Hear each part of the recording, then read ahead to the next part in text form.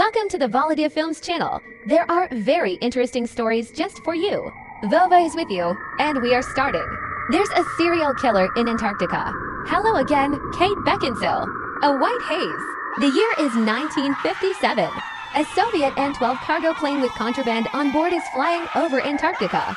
6.5 hours before landing, one of the pilots goes to the cabin, making sure that the remaining passengers don't suspect anything. They are carrying out an armed attack on them. However, events are not developing as he planned. A shootout ensues in the cabin, as a result of which everyone is killed. The plane loses control and crashes in the Antarctic ice. Our days, a plane is arriving at the Amotsinski polar base with former Assistant Federal Marshal Carrie Stetka, an experienced polar explorer. She plans to complete her business in Antarctica and retire from the Marshal Service, leave the continent with other employees during a full leave before the polar night, which comes in a few days. At the base, she is greeted by an old friend, a Dr. John Fury. He complains that he won't see the chair anymore and says that he himself is not going to spend the winter. He plans to visit his granddaughter, which is, by the way, 5 years old. The base receives a message that a body has been found 500 kilometers away. Philadelphia, John and Carrie immediately go to the place to find out the details. When they get there, they find the body. It lies next to the famous rock.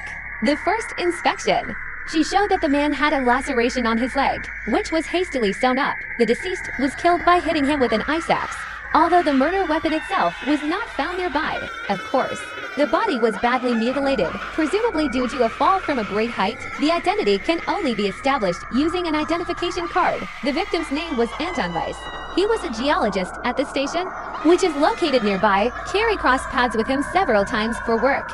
The man specialized in searching for meteorites. The girl, I'm absolutely sure it was murder. After leaving the lab, the girl goes to McNauer, who tells that someone contacted him a few days ago, asking about Weiss. Then the man did not attach much importance to this. Carrie is trying to get in touch with Delta Base to clarify why they asked them about Anton. The dispatcher interrupts her. He says, "Call me." An unknown person from the Vostok base is asking for her. The man introduces himself as Weiss's partner, John Mooney. He asks Carrie to come to the Russian station immediately, the East, where she will find the answers to all her questions. The man insists that the girl must be alone. Meanwhile, the weather is getting worse. A snowstorm is moving towards the base, which was predicted only in a few days. Dispatcher Rhonda raises all the pilots, informing them that they need to start evacuating people as soon as possible. Deciding that he was the only one who would agree to fly with her in this weather, Carrie turns to Delphi. Having prepared the plane, they fly to the Russian station.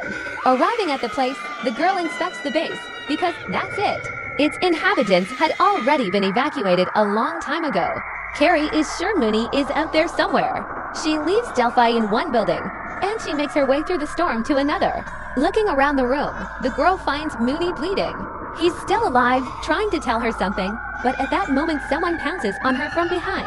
A known man in a mask with a sledgehammer in his hands. He chases the fleeing Carrie, smashing everything in his path. She somehow manages to get to the neighbor's module, locking the killer outside.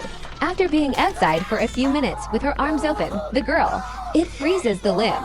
Leaning against the door, she loses consciousness. The girl wakes up in the living room. Delphi found her. He treated her hand and put her to bed. After hearing about the killer, the guy offers to go in search of her together. Returning to the module where Mooney was killed, the couple sees an unknown man near the body. Carrie points a gun at him, but he calms her down by showing her his id. This is the agent, Robert Price, who arrived in Antarctica to investigate a possible illegal arms sale. The FBI informed him of the murder, the device, and he immediately went. For a month he was taken to the East a couple of hours ago. Together they go to the Delta 1 base, where they find a search map, which was used by the Mooney and Weiss group. Delphi finds several boxes of explosives, which confuses Carrie. After all, the expedition members had to look for meteorites on the surface. Once again, after looking at the map, the girl suggests going to that area, where the group ended their search. At first glance, there is nothing interesting at this point, just a snowy one.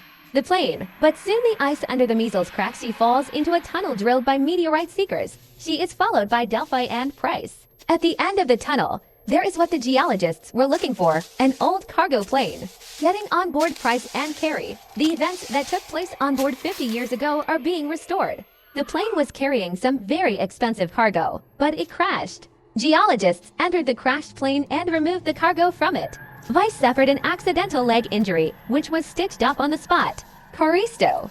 Robert becomes convinced that the Vice murders are not connected because 2 days ago someone contacted from this point with the blacklisted arms dealers. In the 50s, the Soviet Union mined the substance in these places, which was used by the nuclear industry. That's why the UN sent its agent. Crumbling ice blocks the exit from the plane. After spending several hours in the ice captivity, Robert manages to blow up the escape hatch, which opens them to the surface.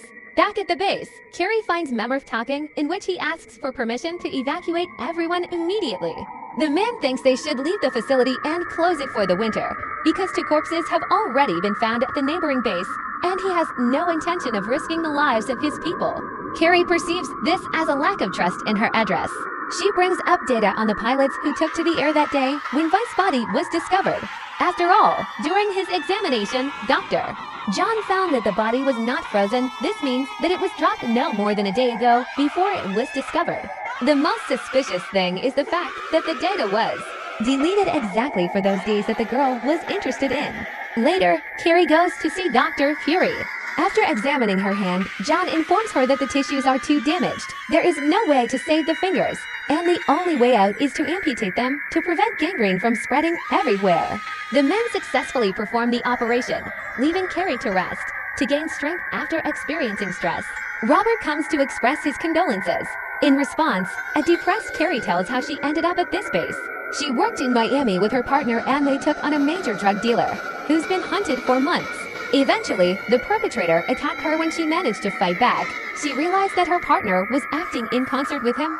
She killed him and decided that she needed to leave the service, since she couldn't see the traitor. Their conversation is interrupted by a message that the killer has appeared at the base. With the joint efforts of Carrie and Price, they neutralize him. During the interrogation, it turns out that the killer is a member of the rescue group, sent to help Vice wrestle Hay. An evacuation begins at the base, and Hayden manages to escape in the confusion. He attacks and seriously injures Delphi. A white haze, an Antarctic storm begins. Dr. John, Carrie, Delphi and Price miss the last opportunity to leave the base for winter. Hayden tries to escape using a private jet, but Carrie and Price stop him and the guy is killed by a storm. After they find the containers with the missing cargo, they discover the usual candies inside. That means Hayden had an accomplice, the true cargo, and most likely it was successfully evacuated. Carrie becomes suspicious and removes the bandage from her arm. In place of the fingers, she finds a seam identical to the one on Vice's leg. In the corpses John was working on, Carrie finds cargo, high-quality diamonds. She immediately goes to the doctor, who tells her how tired he is of his life. The last thing John asks is to go outside. He never goes back to look at the Aurora Borealis. 6 months. Delphi has regained consciousness and is bowling with Price, waiting for the end of winter to restore regular flights between the pole and the inhabited Earth. Carrie is in her office writing a second report with a request to withdraw a letter of resignation and transfer her somewhere warmer. And then he goes outside to look at the Aurora Borealis.